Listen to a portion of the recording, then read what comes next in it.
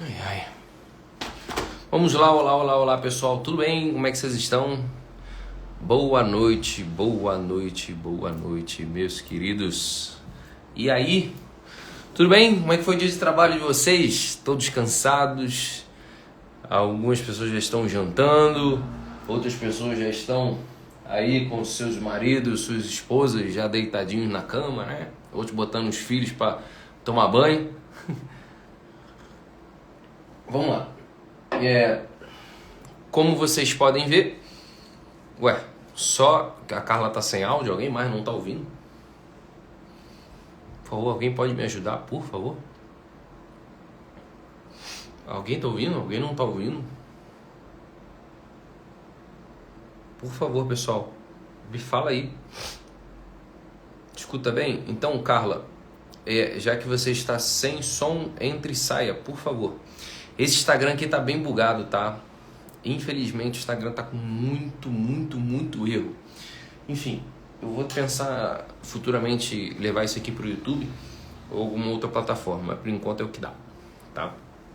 Vamos lá, deixa eu contextualizar vocês aqui. Ó, você que tá assistindo agora, provavelmente você tá assistindo a gravação, tá? Desse quadro. O que é esse quadro? Esse quadro aqui é uma conversa guiada terapêutica, ok? É um tipo de terapia coletiva,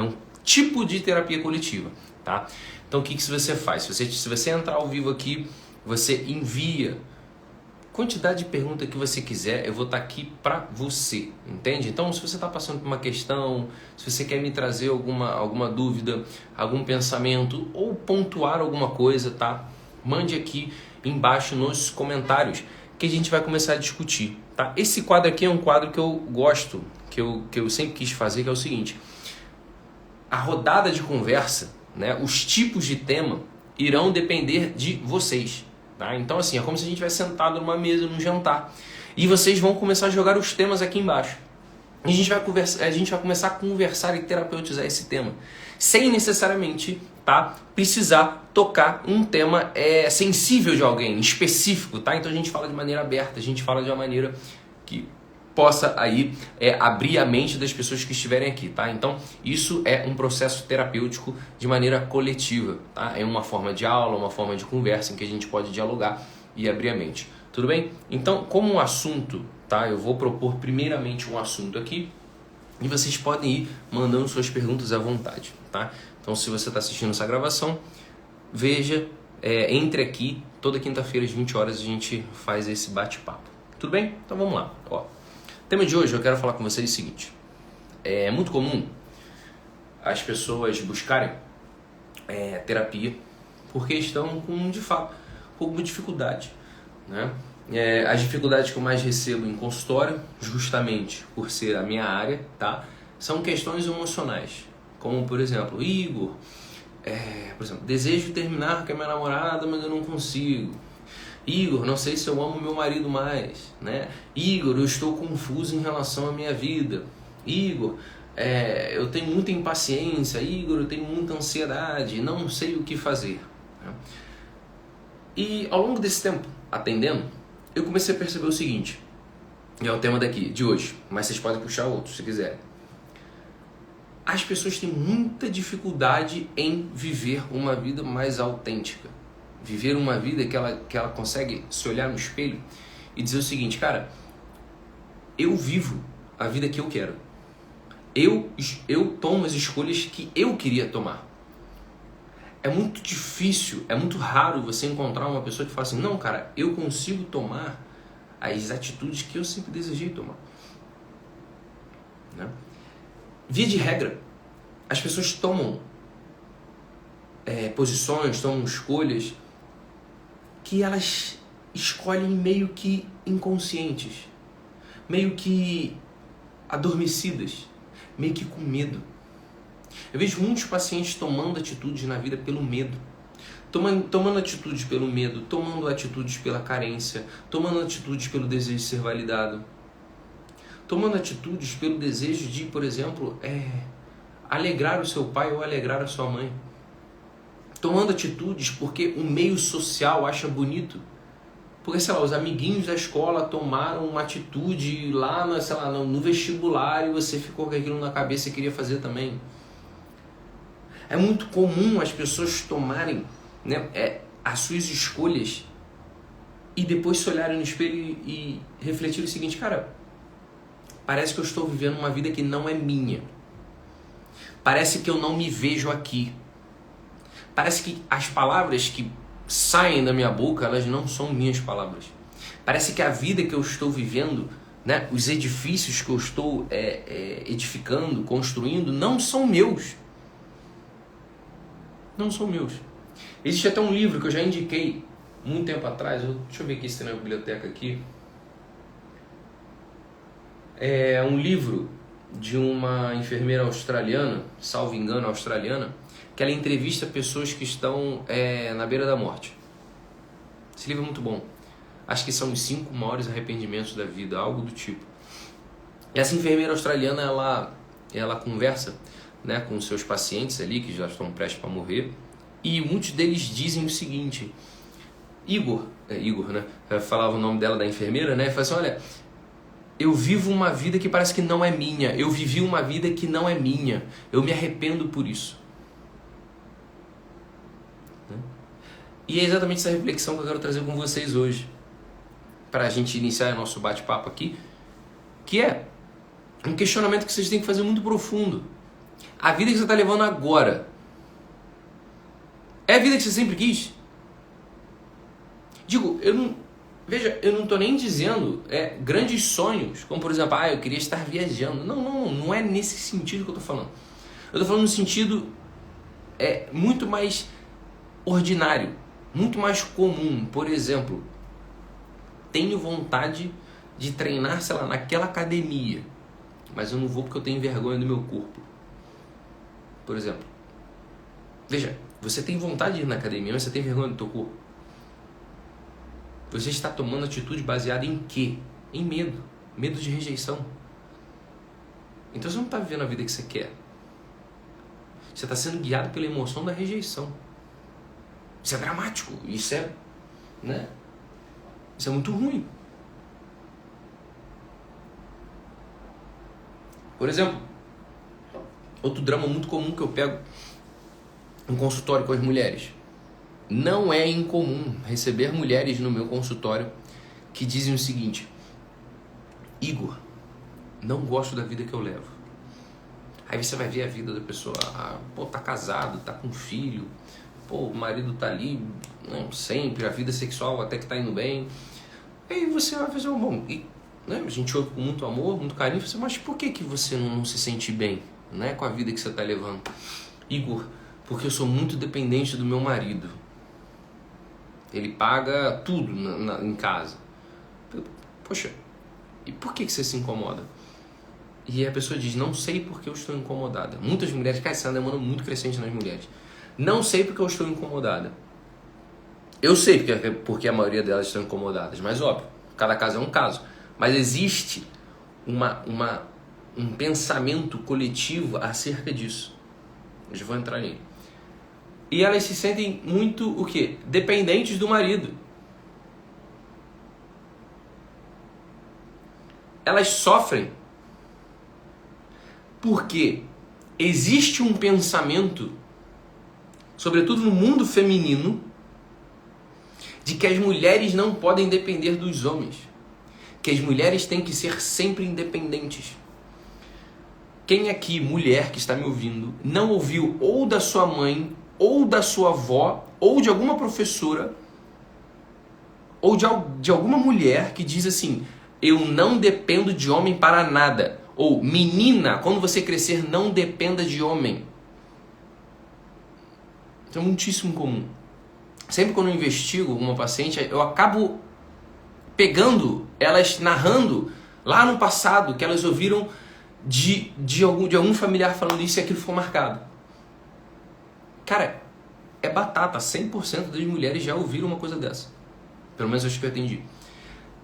E elas começam a viver então o quê? Uma crença de que eu não aceito viver uma vida ao lado de um homem que me ajude. Só que elas levam essa crença, essa ideia de outras mulheres que, via de regra, são frustradas. Ou que se frustraram. Que os maridos não foram bons de fato. Que as abandonaram. E elas têm todos os motivos para dizerem isso. Né? Essas mulheres machucadas, elas têm todos os motivos para dizer isso. A gente entende. Mas você, mulher, que ouviu isso, você não tem todos os motivos para viver uma vida que não é tua. Esse é o ponto que eu quero dizer, né? É ser você mesmo. Ser você mesmo é no sentido de você olhar a tua vida e falar, cara, qual é o problema se eu vivo um relacionamento bom com meu marido? Pô, eu tenho filho, eu amo arrumar minha casa, eu trabalho, sei lá, 4 horas por dia e eu fico feliz com isso, eu consigo pagar as minhas coisas, meu marido consegue pagar outras coisas. Qual é o problema dele ganhar um pouco mais do que eu? Ou o contrário, qual é o problema de eu ganhar mais do que ele? Qual o problema, minha filha? Qual o problema, meu filho, se a tua mulher ganha mais do que você, porra? Né? Qual é o problema? Ah, mas é porque as pessoas falam que isso não é bom, meu filho. Calma. E esse que é o ponto que eu quero chamar a atenção desse bate-papo aqui. Você precisa olhar para a tua realidade primeiro. Tá tudo bem para você? Você está bem com isso? Você escolhe viver isso? Está saudável? Vocês se dão bem? Então viva. Então viva. Ah, Igor, mas tem uma pessoa dizendo o contrário. Você quer dar chance de ouvir essa pessoa? Então dê chance de ouvir essa pessoa. Escute todos os argumentos, mas nem que no final você diga, acho que não. Ou então, acho que sim. O grande ponto que a maioria de vocês que eu pego atendendo é o seguinte, vocês incorporam muito o discurso muito rápido das pessoas. Por um sentimento de quererem se sentir pertencente em algum grupo. Entende aqui? Eu quero me sentir pertencente a algum grupo. O grupo dos espiritualistas holísticos, o grupo dos católicos, né? O grupo lá, o grupinho do pedal, o grupinho do yoga, o grupinho do não sei o que lá, o grupinho da luta, né? Ah, porque o grupinho da luta faz tal coisa, eu tenho que fazer também. Porque o grupinho do pedal faz tal coisa, eu tenho que fazer também. É porque o grupinho do yoga é vegano e não sei o que lá, salda ao sol, caramba, eu tenho que fazer também. Cara, olha só, não necessariamente. Você está inserido naquele grupo, mas você tem a sua própria vida. É necessário que você olhe e fale, cara, eu quero fazer isso de fato. Não, eu não quero fazer isso de fato. Isso aqui, cabe dizer o seguinte, mesmo que eu esteja com medo, ou mesmo que eu esteja com receio, eu desejo, eu quero. Né? Deve haver equilíbrio no relacionamento. Não existe problema de um ganhar mais que o outro, mas deve haver equilíbrio na relação. Sim, deve haver equilíbrio na relação, sempre. E o equilíbrio, eu digo mais, obrigado, tá? Jace, por você ter comentado. Pessoal, comentem, tá? Eu gostaria de fazer uma etiqueta aqui. Comentem, fale à vontade, tá? Esse quadro aqui que eu tô fazendo quinta-feira, a gente tá começando, o 2º episódio. Falem pra caramba, eu quero que vocês falem mesmo. Fale à vontade, fale à vontade. É pra isso mesmo, eu quero que isso aqui vire uma praça. Eu quero que vocês sentem aqui numa mesa de jantar, né? A gente conversando à vontade, tá bom? Então, posso fazer essa etiqueta com vocês? Faz igual a Jace aqui fez, vai falando, tá? Vai falando que eu pesco aqui, vocês sempre trazem coisas, ganchos pertinentes pro nosso assunto aqui e indo longe, tá bom?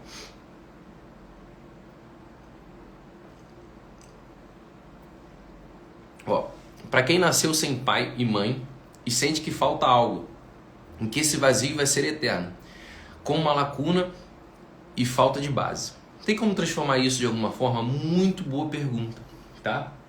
Vamos lá, aos órfãos, né? Veja, aos órfãos. Acho que eu falei isso no capítulo passado. Depois vocês podem pegar no meu canal do YouTube. Eu vou botar uma playlistzinha lá e vocês podem acompanhar. Olha, eu sinto muito por você ter crescido sem pai e mãe, mas eu quero trazer um caminho de esperança, tá? Se vocês forem ver no meu perfil, o nome desse quadro é Alquimia Emocional, né? Um caminho de esperança. E justamente para a gente conversar, para que vocês reconheçam que sempre há esperança, tá? Não existe problema insolúvel. O único problema que a gente pode resolver é a morte, né? Então, é o seguinte, O bebê humano é o único bebê, é o único filhote, né, dos bichos que precisa 100% de pai e de mãe, né? E eu entendo a sua dor quando você diz que existe uma lacuna e um vazio no coração por você não ter conhecido ou, né, ou ficou na ausência do seu pai e da sua mãe. Eu sei que fica esse buraco no peito, né? Como que, poxa, parece que eu vim de lugar nenhum, não é? Como se você tivesse largada, atomizada, né, no meio do universo. E eu digo uma coisa para você, querida, tá? Você só tá aqui porque alguém te amou. Alguém te amou primeiro. E você só tá viva porque alguém olhou para você e com muito amor falou assim: eu vou cuidar dessa criança. E sem querer nada em troca cuidou de você e te amou. Aqui nesse mundo, aqui nessa terra. Um bebezinho jamais sobreviveria a esse mundo se não precisasse de alguém para amá-lo. Já parou para pensar nisso ou não? Igor, mas eu cresci no orfanato. Eu não sei qual é o seu caso, mas estou abrindo aqui. Cresci no orfanato, fui na casa da minha tia, fui maltratada pela minha tia. Ela cuidou de mim, Igor, mas porra, com muito maltrato. Mas a sua tia só tinha isso para dar. Sua tia muito bem poderia jogar você no lixo. Poderia não ter feito nada. Mas minha tia, o meu tio me pegou e me botou para trabalhar como empregada, né? Casos que eu já ouvi. Mas você não concorda que ela poderia ter feito nada? Poderia ter deixado você para a morte? Poderia ter deixado você, sei lá, né, aos cachorros aí? Poderia ser. Era para você ter morrido, era para você não ter sido cuidada, mas você foi amada por alguém.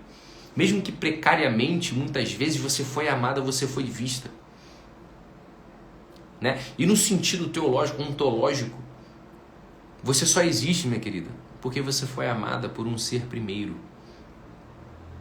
Primeiramente você foi amada por Deus, por isso que você vê a existência. No sentido mais profundo ainda, você tem dentro de você um amor que transcende. Você poderia não existir, vocês já pararam para meditar isso? Poderíamos não existir, mas viemos à existência por um ato amoroso. Viemos à existência por um ato de amor.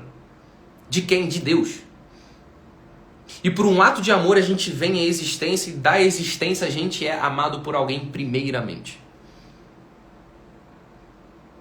A gente é sempre amado por alguém primeiro do que nós mesmos. Por isso que eu falo, desculpa falar, eu sei que a maioria de vocês são adeptos ao amor próprio. Amor próprio é uma palhaçada do nosso tempo. Desculpa frustrar muito de vocês. Amor próprio é palhaçada.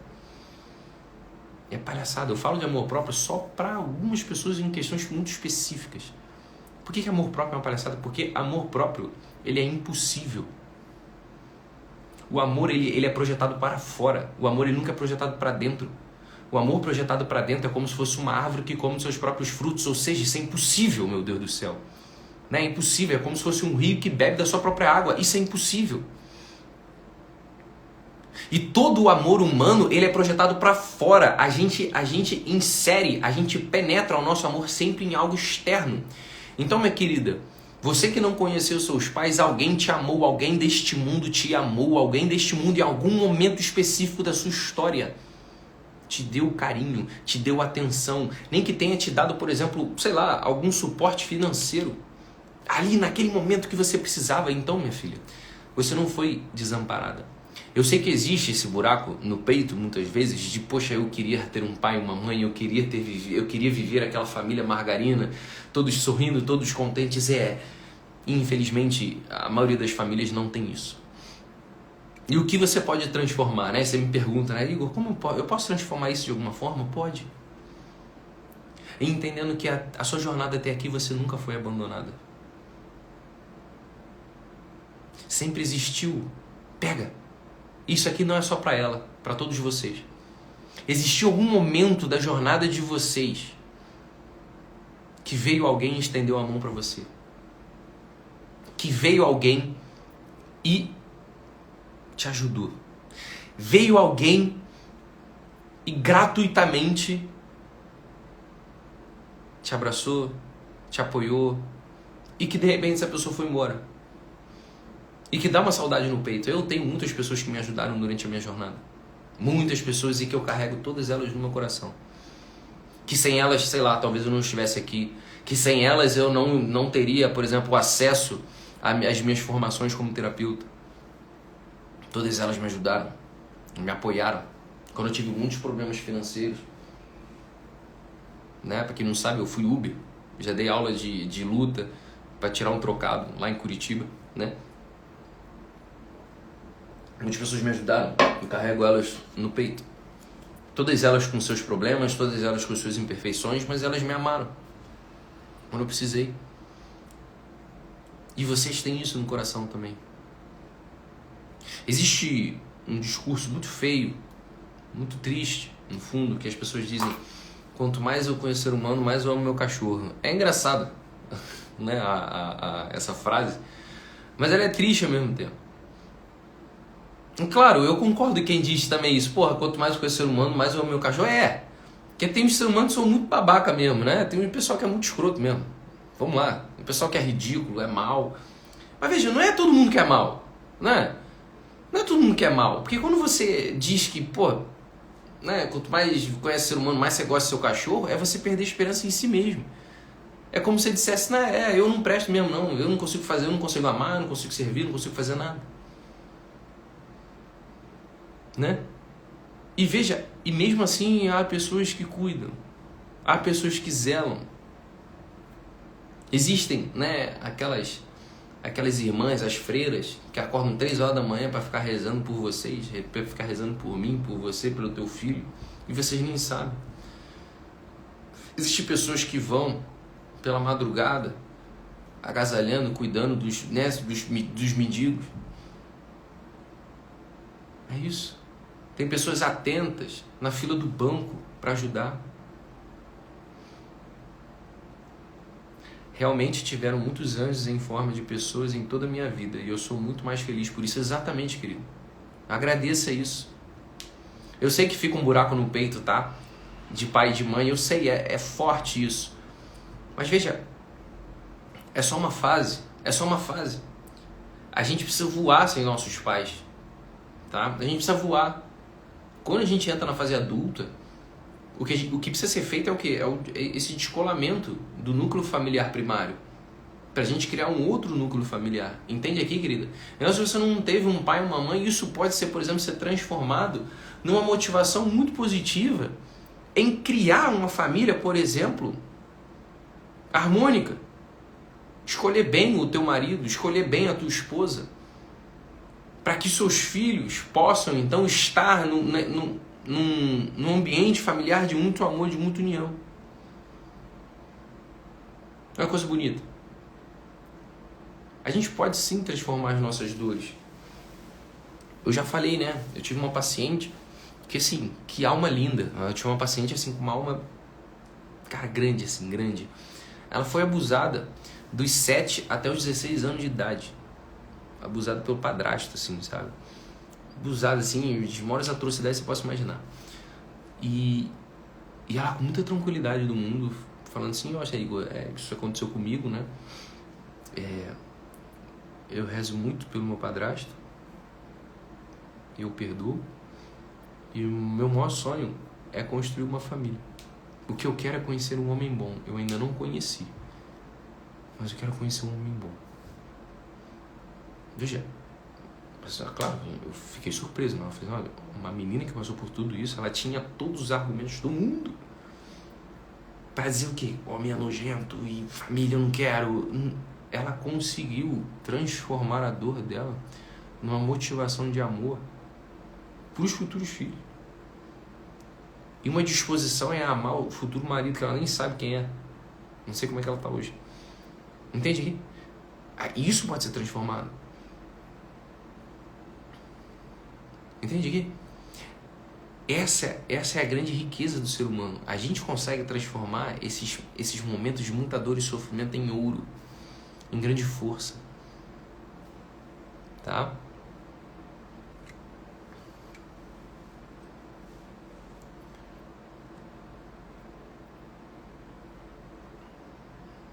Hoje eu cuido da minha irmã, aprendi a ser uma pessoa boa na vida de alguém. É no final isso que importa, tá? Existe quando eu falei do amor próprio, né? Que isso é uma palhaçada no nosso tempo. Tem muita gente que fica pistola comigo, mas é verdade. Isso é uma palhaçada. Invariavelmente, uma pessoa que vive só pra si vive uma vida muito triste. Muito triste. Muito. E a minha experiência de consultório me faz perceber o quanto uma vida dedicada a alguém não diminui os sofrimentos, na verdade aumenta os sofrimentos, mas torna uma pessoa espiritualmente muito mais feliz. Uma pessoa que vive somente para amor próprio, por exemplo, eu só quero, sei lá, eu vou namorar, eu vou casar, mas eu não quero nada. Sei lá, eu quero só ter alguém ao meu lado para eu comer, sair e me divertir.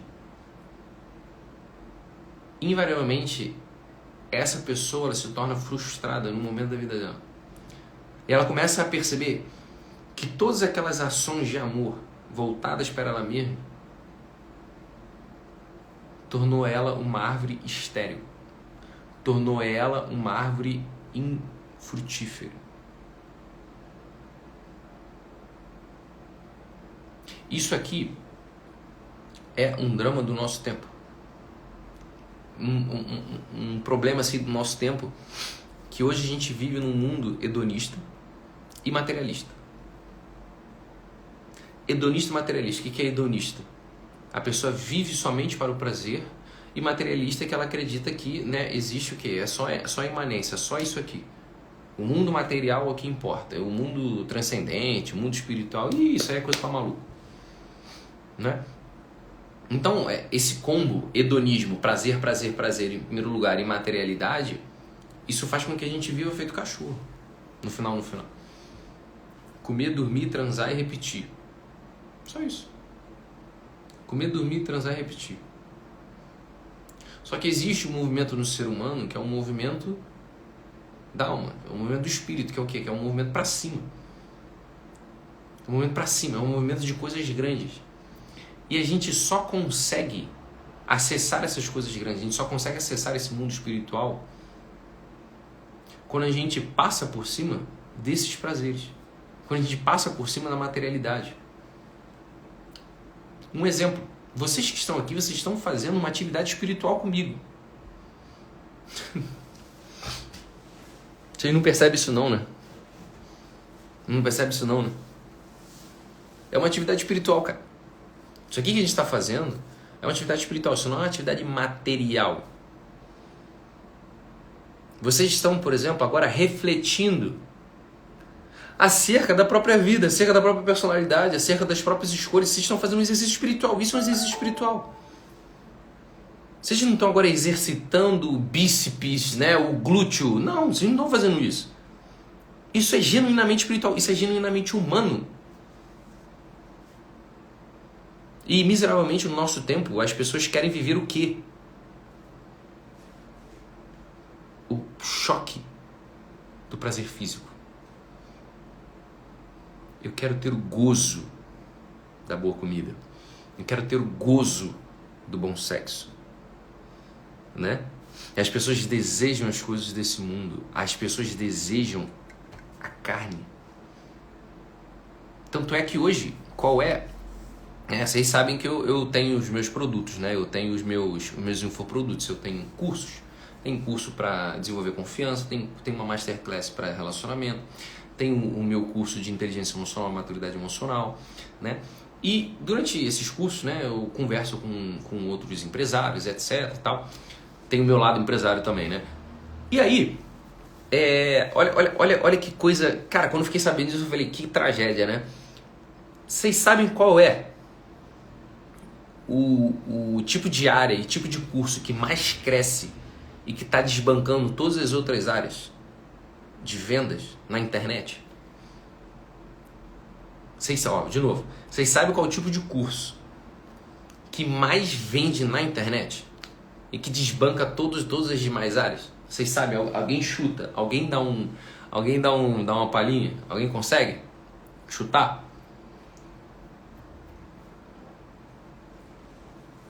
Alguém chuta? Alguém consegue? O tipo de curso que mais vende na internet. Porque as pessoas que entram nessa área, vendem esses cursos, ganham, porra, cara, muito dinheiro. Muito dinheiro. A galera fica assim, milionária quando acerta, né? A área que mais dá grana é a área da espiritualidade e prosperidade. Exatamente, cara, como ganhar dinheiro. Mas como ganhar dinheiro, mas não é qualquer dinheiro não. É o dinheiro invocando os poderes e as energias da espiritualidade. Cara, é assim, é um negócio assombroso. Eu tive acesso aos dados, né? E às vendas. Cara, lá na Hotmart, por exemplo, é assombroso o número de pessoas que ficam realmente ricas vendendo cursos, ensinando a prosperar de maneira espiritual. Graças coin. É bizarro. É bizarro. Isso aqui é fruto do nosso tempo. Nosso tempo é um tempo maluco e burro ao mesmo tempo. Você parar pra pensar, como eu quero desenvolver minha espiritualidade sendo que eu quero algo material? Sendo que o objeto do estudo espiritual, ele não é material, porra. Tá entendendo? O que na verdade essas pessoas estão fazendo, chamando de espiritualidade, é simplesmente o que o ser humano sempre fez ao longo de milênios. Que é o quê? Paganismo. O que é paganismo? O que as pessoas faziam antigamente? Sacrificavam crianças, matavam bezerros, jogavam sangue em cima do corpo para um deus tal, para o deus tal dar o quê? Prosperidade para a terra, né? Para os boizinhos lá ter um monte de boizinho, para ter ovelhinha. É isso, só que hoje em dia o quê? Quer o quê? Dinheiro? É a mesma merda. Mesma coisa. Mesma coisa. Aí no nosso tempo é o quê? É um tempo é um tempo maluco. Obviamente as relações vão se materializar, as relações vão se materializar. Então, onde é que vai adentrar o amor? Porque o amor, ele é transcendente. O amor, ele é espiritual. O amor, ele não é material. Então, nunca vai brotar amor nesse terreno. Entende aqui? Então, as pessoas, elas querem ficar ricas para quê? Para terem muito prazer na vida. Veja, olha, ter prazer é bom, é verdade. Né? Comer boa comida, sei lá, comer com um japonês, um churrasco, porra, eu gosto, sei lá, um açaí de vez em quando, é gostoso. Né? Mas veja, viver para isso? Não. Viver para isso, eu tô te falando, vocês vão ter uma vida infeliz, vocês vão gostar muito, vocês vão adorar muito. Em 4, 5, 6 meses ali, depois, cara, quando vocês tiverem acesso a isso, por isso que vocês veem ricos entediados. Tem um monte de rico entediado. O que existe rico entediado? Né? Porque vive um prazer. O que rico sofre? Não é claro, tem um monte de outros justificativos para estarem sofrendo. Mas por que sofre? Por causa disso. Por causa disso. Né? É um problema no nosso tempo. E que vocês precisam prestar atenção. Né? Cuidado com isso, tá, galera? Cuidado. Mais alguma pergunta?